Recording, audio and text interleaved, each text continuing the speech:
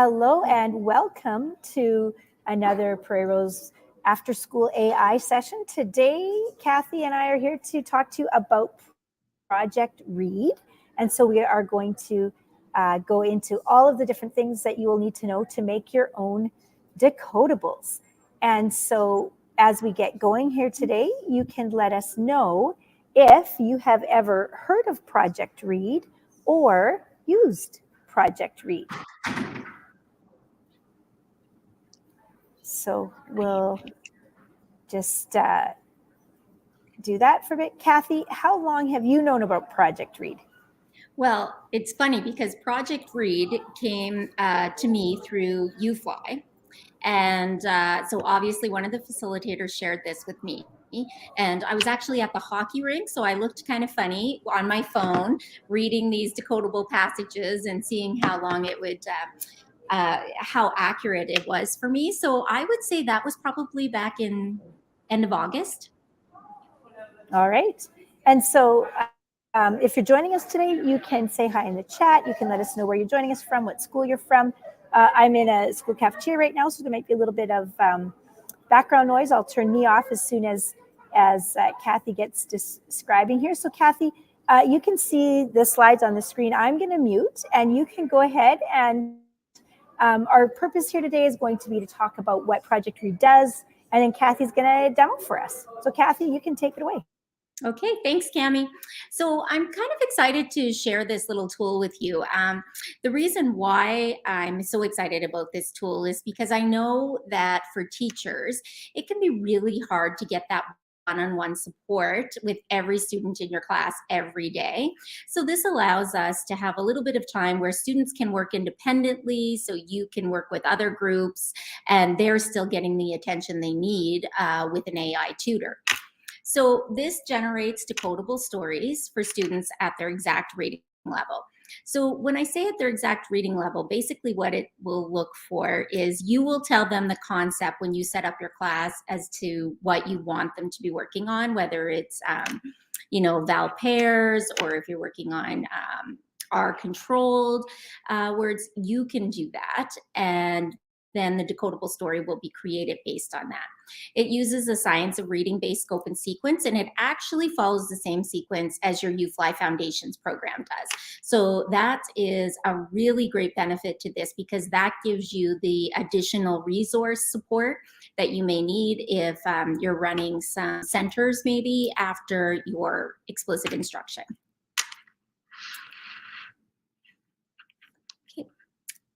And so the creation of Project Read was an effort to personalize reading support and make it accessible for all kids. So for the same reason that I was just saying, is that time can be a factor for us. It also is a factor for parents at home who may not be able to afford extra tutoring for kids, or may not be able to have kids stay after school. Maybe we in our schools don't have the lunchtime available to us to do these things and the extra time that we need, especially if we're in classes where other teachers are coming in and teaching subjects as well. It kind of doesn't give us a place to steal time either. It's accessible in all browsers on your mobile phone, on a tablet, on a desktop at home.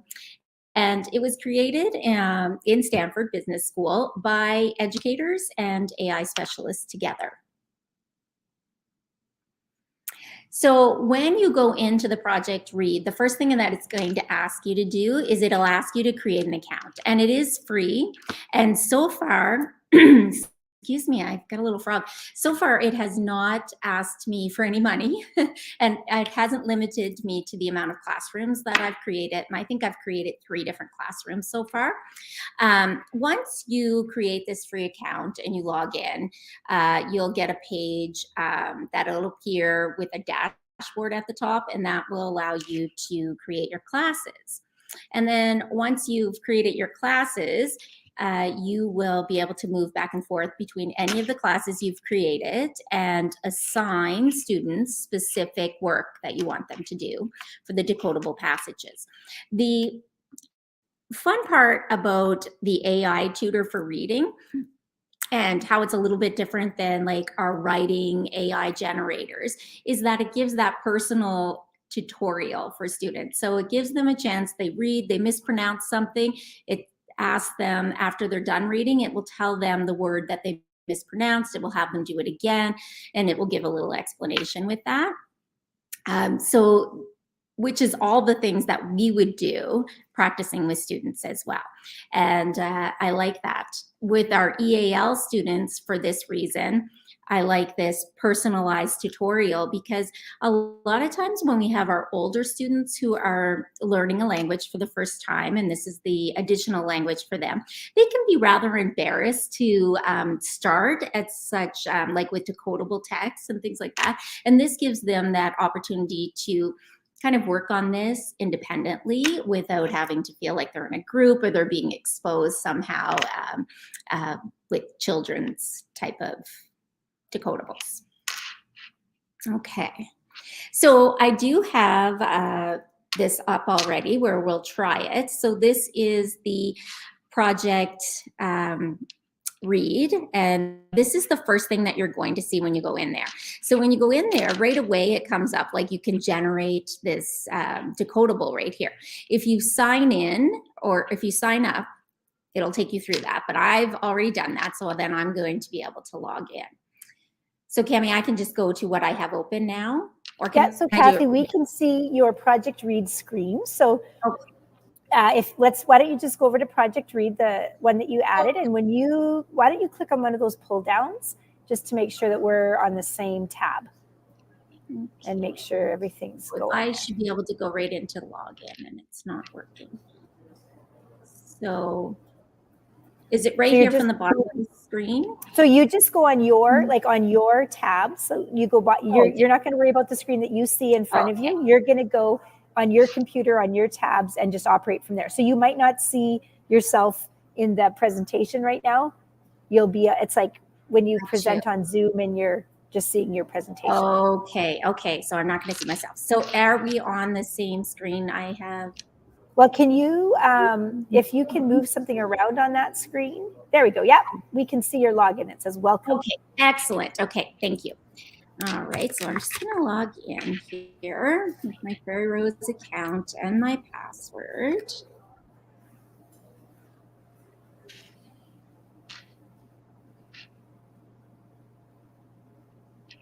Okay, so this will be the first thing that you will see. You can see that I'm logged in here now. So I could just create a decodable from here if I wanted to. This decodable generator, I can choose whatever objective I am on in regards to supporting my UFly if I'm doing that in my classroom. Or Kathy, anything else. Oh, can you go ahead and click on that? Because that list is pretty amazing when you click on that list. It really is, yeah. So here's the project read. Is in the drop down for the scope and sequence, and then you can go in here. So if we were working on objective 55, closed syllables, then that's what I'd keep there. And then I can just go to generate story. But what you can see is how it can work regardless of what objective you are on with your students at the time. So and Kathy, if you have, yes. Are you seeing the whole list on your screen right now? Because we're stuck on objective 55. Did you click on the drop down?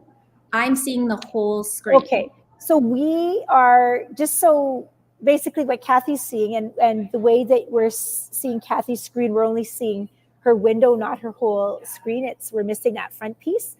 It's like the whole list of all the vowels and all the letters, and it's like the whole scope and sequence is right there, is what we would be seeing.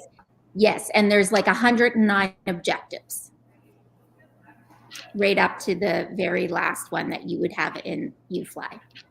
So there is a lot that you can use with your students. So now back to this screen that you can see. So I can generate a story from here. Did that come through, Cami? Yeah, we can see your story. It's a excellent cat and a creature with big ears. Yes, it is. June. Okay, so it has created a story for us right here. So we could download that as a PDF if we wanted to, if that's what you were doing, just generating these stories that you were going to read with your whole class, or have them read, or take home assignments. If we didn't like that story, we could actually have them regenerate it. We can save it, so then you can have a list. I'll just press save and I'll show you where my list is later. We can take it to full screen, or I can try it with a tutor. So this is just from the very front page. If I tried it with... Remember that closed syllables end in a consonant. Oftentimes, compound words are made up of multiple closed syllables. The word dentist, for example, has 2 closed syllables. Den and tist. Okay, so it just gives you a little start explaining what closed syllables. Can you read this sentence to me? Cat and June had a picnic. Can you read this word again? Cat. Great job. They sat on a blanket. Cat had a basket with a muffin and a chicken. Can you read this word again? Basket. Great job. June had a plastic cup with vivid pigment. Can you read this word again? Vivid.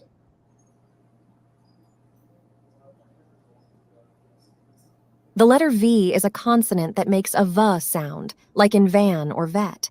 To make this sound, touch your top teeth to your bottom lip. Vivid. Great effort, but this word is vivid. Can you read this word again? And I'll just go back to my dashboard. P is a consonant with a hard P sound, like other consonants. There we go. So I'm back on my decoder. The letter M can come at the start of a word like mat or the end of a word like gum. Is that in a different tab, maybe, Kathy? Or is that? No? Okay, No. I think she stopped. Okay, good. Okay. So so you can see P that is a consonant with a hard P sound. Like other consonants, it can start a word like I'm just pig, gonna go or it can... back and see what happens here. P is a... Remember that closed syllables end in a consonant. Oftentimes, compound words are made up of multiple closed syllables. The word dentist, for example, has 2 closed. My dashboard. The letter T makes a hard sound like in the word tiger or 10. It can also... Remember that... There we go. There, I just didn't go back far enough. The letter G is a consonant that makes a G sound. Uh, It can come at the beginning of a word like goat or the end of a word like dog. Remember that closed syllables end in a have consonant. something different. Right? Oftentimes, compound words are made up of multiple closed syllables. Don't see The it. word dentist, for example, has 2 closed Kathy, why don't you syllables. just close Den right the and whole tist. tab? And The then letter I makes try a logging in different, again. shorter sound when in words like itch or ig. So I would have to log out of my account. Yeah, The that letter- might be the only way to get her to stop, unless It she's might coming be. from a different tab. Okay, let's just wait. Okay, Okay, there. I think she has stopped. I'll have to log in again really quickly. she's persistent. She really is. But you can see that you have to be very careful with your pronunciation for this, and that's why it asks them to wear a headset and to not have a lot of other people in the room, maybe, or to be in a quiet space where you're not talking to other people. So you'd want to have like a corner kind of available for kids, because she will have them repeat things even if they did say it right sometimes. And as instructional coaches, we have these great recording booths, which are glorified Rubbermaid bins, which actually do great at hiding kids, like keeping the sound trapped in a nice, quiet environment. So those would actually probably work really good if you've ever seen those. Okay, so if now that I'm in here, so this was what you could do with the decodable generator. You can see right beside it, it has the save stories. So I can save stories that I've liked along the way and use those. The next thing I'm going to do is just go to my dashboard. This is where you would create your new classroom. So it's very simple to create a classroom. You'll just add new classroom. You get to name it whatever you want.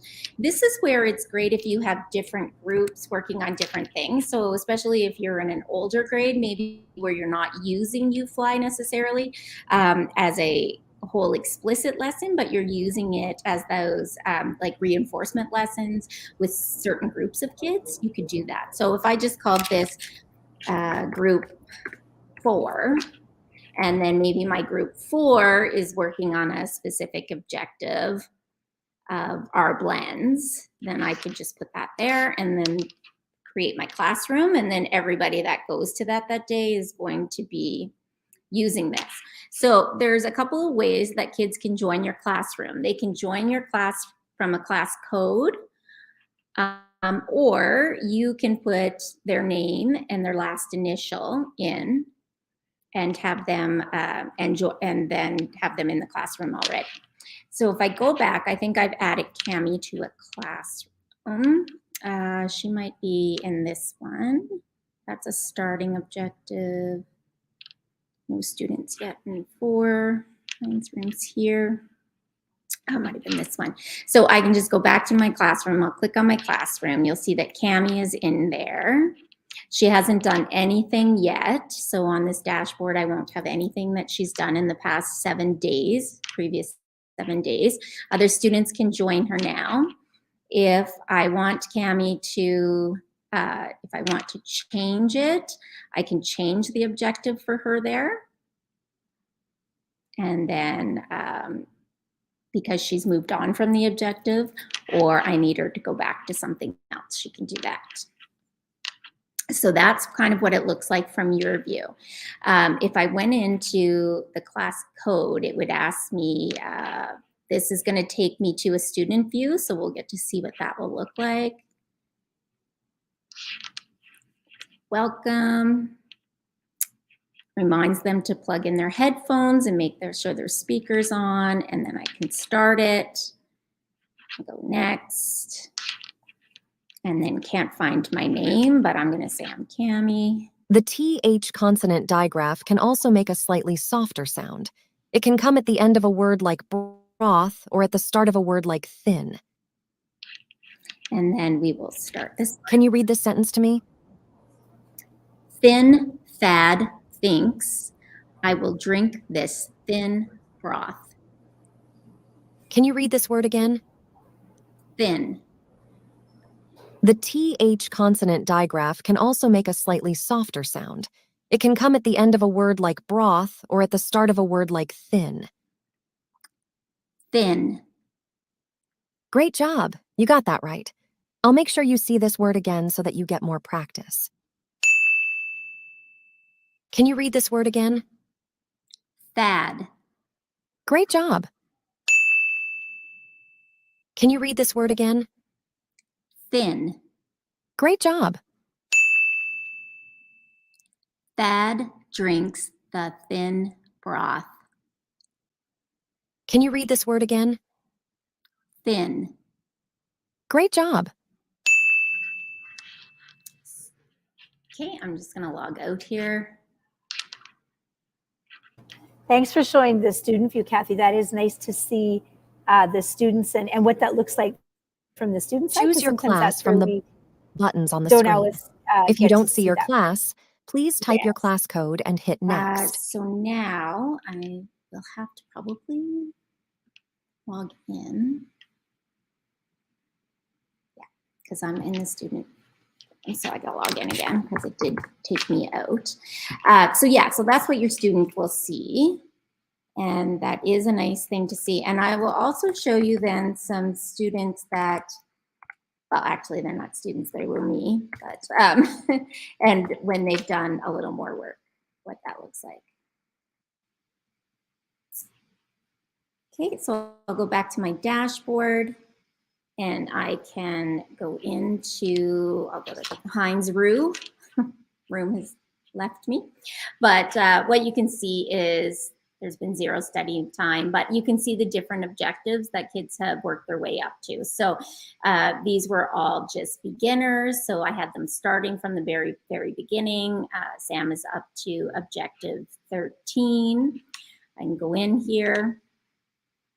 Shows me when he was last on, how many coins he's earned. So basically the proficiency, the mastery as he's gone through each one.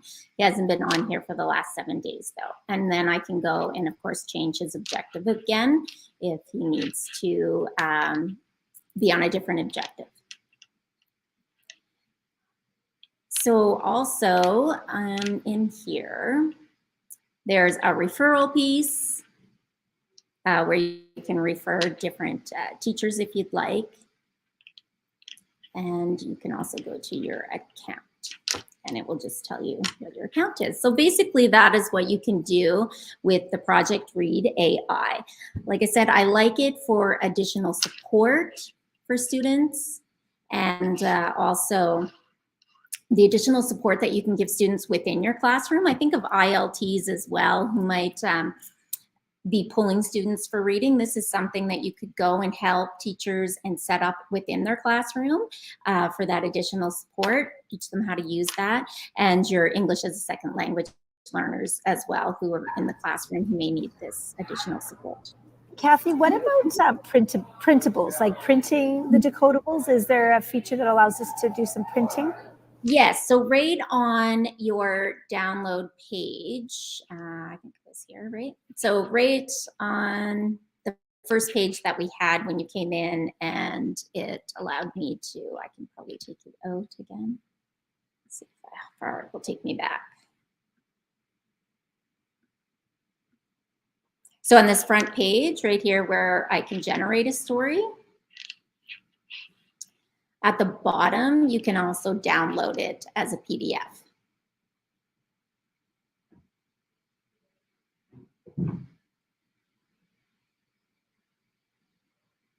Which is a nice little feature because that may be some additional support that you're sending home with students to continue to work on that. So if you think of students who come to you with speech concerns and they're working on something very specific, like they cannot pronounce that the TH sound, and they say duh instead of that TH between their tongues, then it would be a nice support to give them and something that you are doing within the classroom to accommodate this goal by sending these and having them practice with these stories.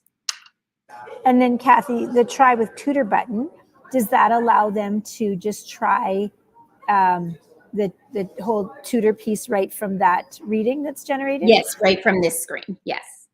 And it will, and it breaks it down into the sentences. Remember that closed syllables end in a consonant. Oftentimes, compound words are made up of multiple closed syllables.